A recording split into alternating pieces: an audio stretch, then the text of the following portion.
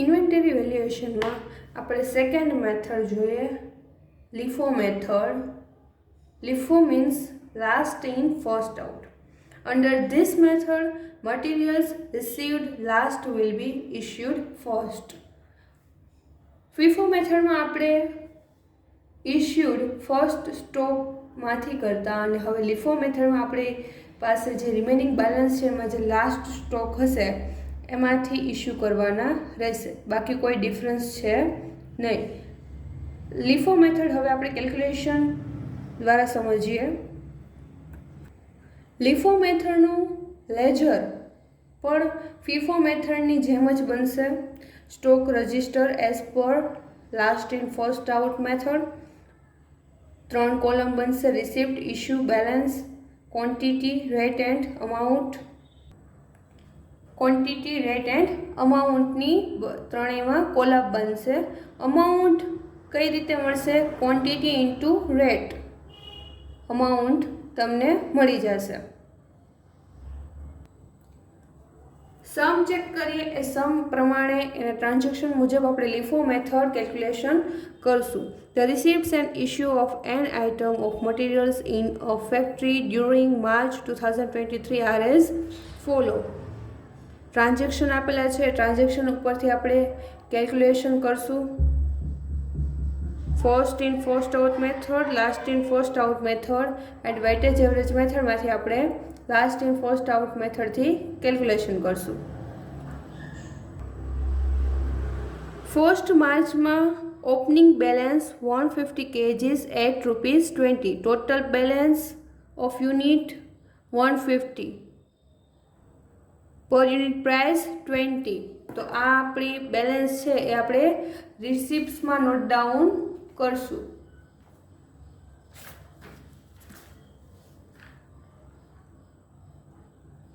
March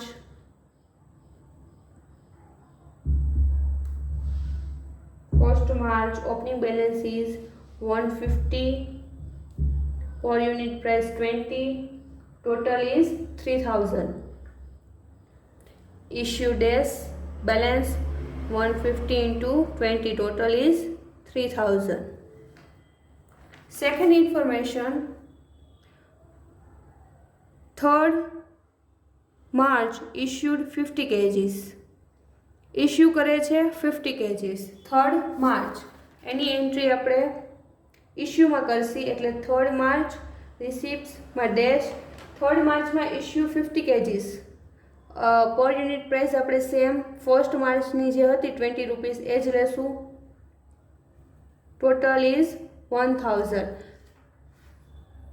150 રિસિપ્ટ્સ એટલે કે આપણી પાસે માલ સ્ટોક અવેલેબલ હતો, એમાંથી આપણે ₹50 યુનિટ સેલ કરીએ છીએ, તો ટોટલ બેલેન્સ હવે હશે 100 unit into 20, total is 2000.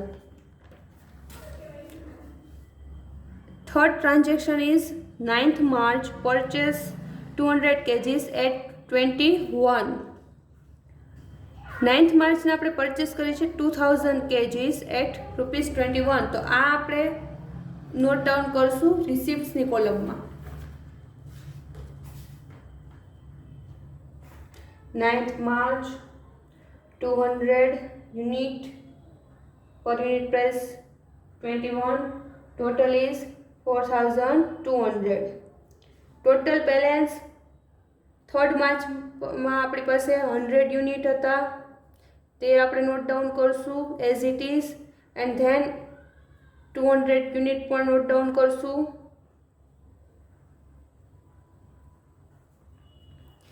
Next transaction is 16th March issued 150 kgs.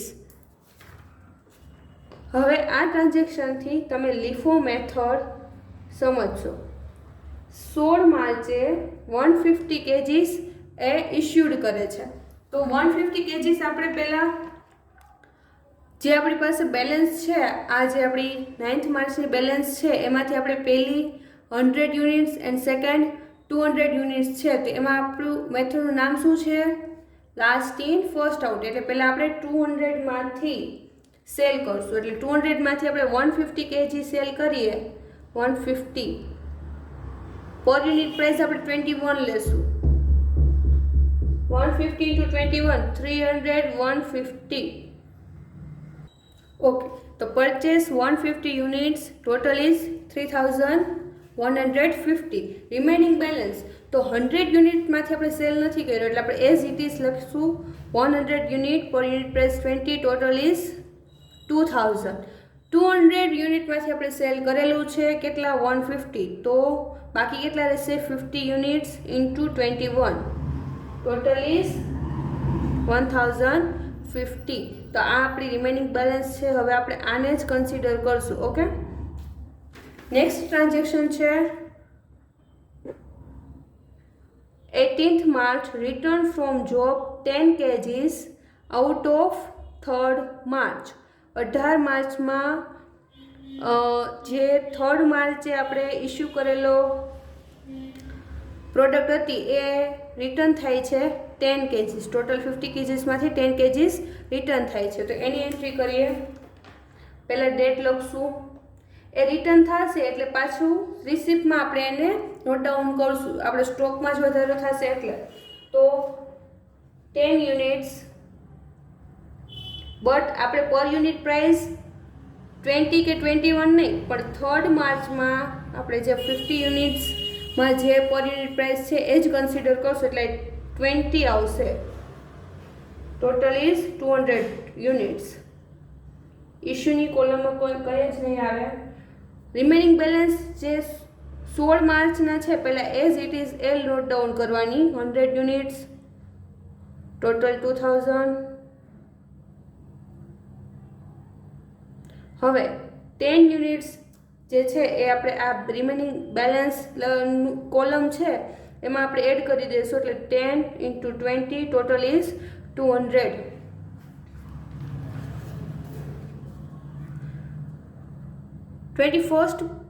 March, purchase 300 kgs at 90 rupees. 21 માર્ચે જે પરચેસ કરે છે એટલે આપણે ઇશ્યુની કોલમમાં લખવા, ઇશ્યુની કોલમમાં નહીં બટ આપણે રિસિપ્ટ્સની કોલમમાં લખશું. પરચેસ કરશે એટલે માલ આવશે. એટલે આ ઇશ્યુની કોલમમાં 21 માર્ચમાં પરચેસ કરે છે ટોટલ 300 kgs, પર યુનિટ પ્રાઇસ 19, ટોટલ ઇઝ 5700. ઇશ્યુની કોલમમાં કાંઈ જ નહીં આવે. હવે આ જે બેલેન્સ છે 18 માર્ચની પહેલાં એઝ ઇટ ઇઝ એ લખશું. 50 unit, total 1015. Okay, as it is આ 18 માર્ચની બેલેન્સ લખાઈ જાય પછી આપણે એમાં એડ કરી દઈએ એટલે એમાં નોટ ડાઉન કરવાનું છે. 300 યુનિટ્સ, ટોટલ 5700. લાસ્ટ ટ્રાન્ઝેક્શન છે આપણું 27 માર્ચનું. Issued 100 kgs. ઇશ્યુડ એટલે મતલબ સેલ કરે છે. 100 kgs સેલ કરે છે એટલે આપણે પહેલાં ડેટ લખશું 27th માર્ચ. પરચેસ એટલે કે રિસિપ્ટ્સની કોલમમાં આપણે કંઈ જ નહીં લખીએ. 100 યુનિટ, ટોટલ 100 યુનિટ. પણ આપણી જે મેથડ છે એનું નામ છે LIFO, means last in first out. એટલે પહેલાં આપણે જે 300 છે છેલ્લું બેલેન્સ એમાંથી આપણે ઇશ્યુડ કરશું 100 યુનિટ્સ. 100 into 19, total is 1900. આપણે લાસ્ટ સ્ટોક છે એમાંથી આપણે ઇશ્યુ કરેલા છે એટલે પહેલાં જે 3 સ્ટોક છે તે આપણે as it is note down કરશું.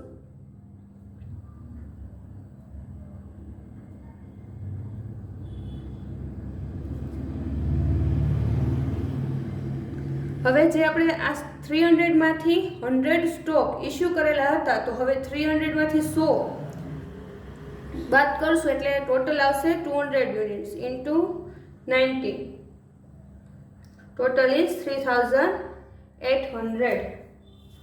તો આ આપણે લાસ્ટ ઇન ફર્સ્ટ આઉટ મેથડમાં આપણે લાસ્ટ સ્ટોક જે છે એમાંથી ઇશ્યુ કરવાના હોય છે. ફર્સ્ટ ઇન ફર્સ્ટ આઉટમાં ફર્સ્ટ સ્ટોકમાંથી ઇશ્યુ કરતા અને લાસ્ટ ઇન ફર્સ્ટ આઉટમાં last સ્ટોકમાંથી.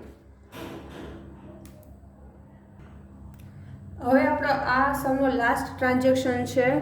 The receipts of the stock revealed that there was a shortage of 5 kgs on 31st March. 5 kg stock છે એ ઇસ્યુ કરે છે, તો આપણે 31st માર્ચની ડેટ નોટ ડાઉન કરી અને 5 kgs ઇસ્યુ કરશું.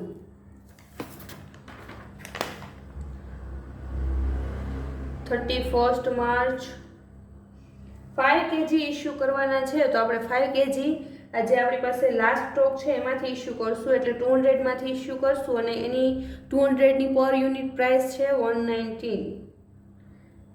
Total is 95. આ જે રિમેનિંગ બેલેન્સ છે એ આપણે નોટ ડાઉન કરશું. 100 into 20 total is 2000. 50 into 20 total is 150. Balance શીટની અંદર જે લાસ્ટ બેલેન્સ હતી એ બધી મેં નોટ ડાઉન કરેલી છે. લાસ્ટમાં 200 સ્ટોક હતો, એમાંથી આપણે 5 યુનિટ્સ જે ઇસ્યુ કરેલા હતા એટલે એ બાદ કરીને 195 બેલેન્સ વધી છે.